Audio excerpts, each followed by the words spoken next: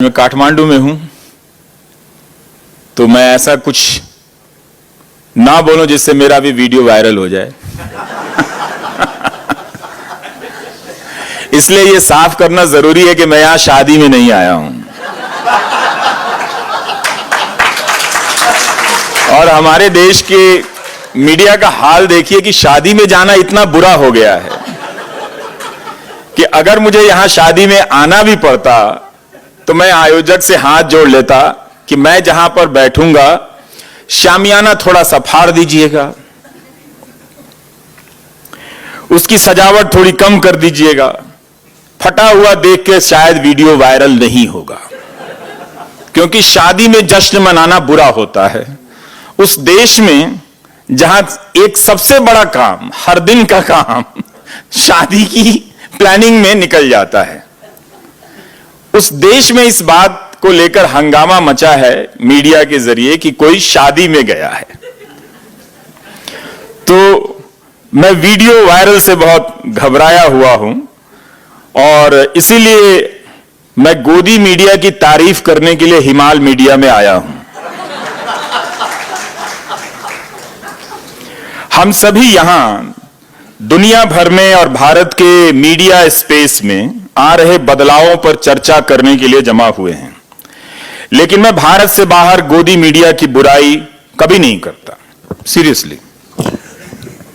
क्योंकि IT cell वाले नाराज हो जाते हैं कि विदेश में किसी बुरी चीज की बुराई करने से देश की बदनामी होती है। तो इसलिए यह मेरा फर्ज बनता है कि मैं विदेश में किसी बुरी चीज की तारीफ करूं, तो मैं गोदी मीडिया की तारीफ करूंगा, मगर आप गोदी मीडिया को कभी अच्छा मत समझना। गोदी मीडिया भारत का अपना ब्रांड है, इसे भारत ने खोजा है, विश्व गुरु ने खोजा है। मीडिया के इतिहास में कई तरह के खराब मीडिया के उदाहरण मिलते हैं, लेकिन भारत के गोदी मीडिया का अपना ही क्लास है। दिल्ली और नोएडा में मीडिया का सत्यानाश करने वाले इस बात से अब खुश हो सकते हैं कि मैं काठमांडू में उनकी बुराई नहीं कर रहा हूं, तारीफ कर रहा हूं। हाल ही में एक एंकर ने कह दिया लाइव कार्यक्रम में एक वक्ता को कि लात मारकर निकाल दूंगा, मगर इस बात की तारीफ करनी चाहिए कि उस एंकर ने लात नहीं मारी, लात मारने की बात ही कही। इसका मतलब है एंकर बहुत बुरा व्यक्ति नहीं रहा होगा,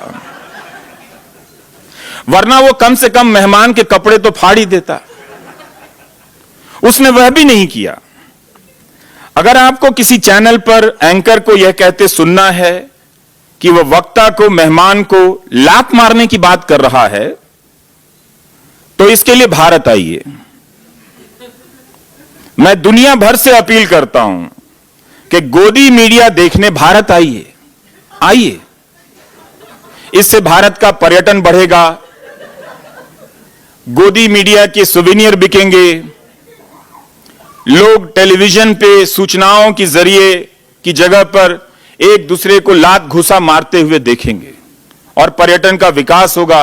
हो सकता है कि जब हम लोग पत्रकारिता से बाहर कर दिए जाएंगे तो वही सुवेनियर बेचते हुए नजर आएंगे कि ये भारत का कम से कम अपना मीडिया का मॉडल है, ब्रांड है। अब आप लोग जब भी भारत जाएं तो ये जरूर बताइएगा कि क्या तारीफ की है गोदी मीडिया की। इतनी तारीफ तो हमारे प्रधानमंत्री भी नहीं कर सकते उस मीडिया की। कई बार बहस के दौरान गाली गलौज से लेकर थप्पड़ चप्पल सब चल चुके हैं टेलीविजन में। लात मारने की बात से नेपाल के पत्रकार ईर्ष्या कर सकते हैं कि उन्हें इस तरह का एक्स्ट्रा जुडिशियल पावर नहीं मिला है। आप लोग पीछे रह गए। अव्वल तो आपके साथ ऐसा कभी ना हो, लेकिन कभी हुआ भी तब भी आप भारत से पीछे रहेंगे, क्योंकि जब तक आप लात मारने की स्थिति में पहुंचेंगे, गोदी मीडिया का वो एंकर स्टूडियो में गोली चला रहा होगा। एक और तारीफ नोट कीजिए, मैंने कितनी तारीफ की गोदी मीडिया की। मैं गोदी मीडिया का ब्रांड एम्बेसडर बनकर आया हूं। एक और तारीफ नोट कीजिए, गोदी मीडिया बिना बंदूक वाली मिलिशिया है। यह विश्व गुरु की खोज है। बिना बंदूक वाली मिलिशिया मीडिया, गोदी मीडिया। अगर मीडिया को मिलिशिया बनाने का प्रयोग कहीं सफल हुआ है, पहले भी हुए हैं, लेकिन 1990 के दशक के बाद कुंद जी जिस सूचना क्रांति की बात कर रहे थे, उसने एक भ्रम फैलाया कि वो सूचनाओं को लोकतांत्रिक बनाने के लिए एक क्रांति पदार्पित की गई है आपके बीच में। और इस बात से सतर्क रहने की जरूरत भी है कि शुरुआत में वो जरूर स्वास्थ्य, कला, शिक्षा वगैरह वगैरह पर जोर देते हैं, लेकिन धीरे धीरे इन सारे विषयों को समेट लिया जाता है, क्योंकि जो पीछे से कॉरपोरेट चला आ रहा है, जिसे अंत में शहर के सारे तालाब चाहिए, जिसे अंत में शहर के सारे पेड़ चाहिए, जिसे धरती के सारे पहाड़ चाहिए, लोकतांत्रिकता के नाम पर उसके पर्दे के पीछे उसका असली खेल है। तो इसलिए हम सबका फर्ज बनता है, खासकर आप जैसा कि कुंद दीक्षित जी कह रहे थे कि नेपाल काफी मुक्त है इन सब दबावों से अभी, तो अभी ही नेपाल को, उसकी मीडिया को वैकल्पिक रास्ते तलाशने शुरू कर देने चाहिए और जनता को शिक्षित करने का काम शुरू कर देना चाहिए कि लोकतंत्र में नागरिक बनने का काम फोकट का काम नहीं होता है। ये रोज इसके लिए अभ्यास करना पड़ता है, इसका कोई प्रोफेसर नहीं होता। ये वो जिम्मेदारी है जिसे निभाने के लिए हम सबको हर दिन मेहनत करनी पड़ेगी, पसीना बहाना पड़ेगा, तब जाकर हम नागरिक बनेंगे। इस पूरी प्रक्रिया में मतदान करना सबसे कम शारीरिक श्रम का काम है, लेकिन शुरू से ही लोकतांत्रिक संस्थाओं के निर्माण में या आपके भीतर की लोकतांत्रिकता के निर्माण में मतदान को सर्वोपरि बताया है कि जलपान मत कीजिए, पहले मतदान कीजिए। लेकिन मतदान से पहले नागरिक होने का श्रमदान तो कीजिए। जब तक आप नागरिक होने का श्रमदान नहीं करते, आप मतदान करने के उत्तराधिकारी नहीं बनते, नैतिक उत्तराधिकारी नहीं बनते हैं। वैसे तो लोग शराब पी के भी, शराब लेके, पैसे लेके भी वोट देते ही हैं।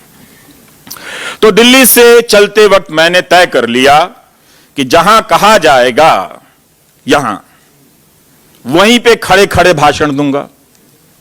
इसका भी बड़ा महत्व है। गोदी मीडिया के एंकर की तरह दौड़ दौड़ कर भाषण नहीं देने वाला।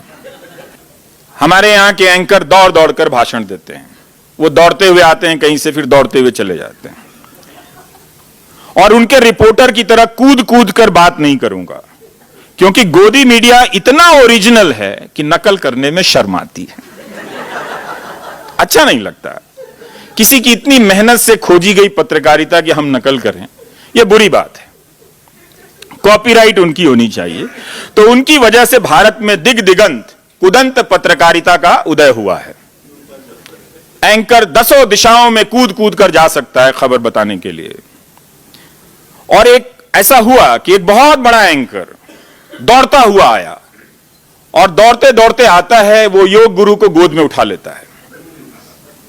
तो इसी तरह से उसी वक्त भारत में धावक पत्रकारिता का उदय हुआ। धावक सा उठावक पत्रकारिता, मतलब दौड़ते हुए आना है और मेहमान को गोद में उठा लेता है। अब लात मारने की भी पत्रकारिता है।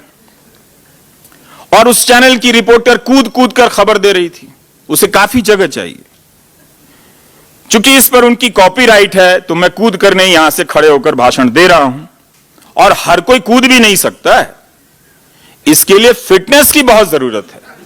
आप देखिए, मैं फिर से गोदी मीडिया की तारीफ कर रहा हूं। जो फिट होगा वही गोदी मीडिया के कुएं में कूदता रहेगा। अगर हमारे प्रधानमंत्री जी के साथ ये सारे एंकर और रिपोर्टर यहां आ जाएं, तो मेरा आपसे आग्रह है कि 2-4 बड़े मैदान समतल करके खाली करा लीजिएगा। क्योंकि उन्हें दौड़ने के लिए, कूदने के लिए पर्याप्त जगह की व्यवस्था होनी चाहिए, नहीं तो वो कूदते कूदते आपके घर के आंगन में आ जाएंगे। तो परदेश में अपने देश की सूखी रोटी भी अमृत लगती है, इसलिए मैंने तारीफ की।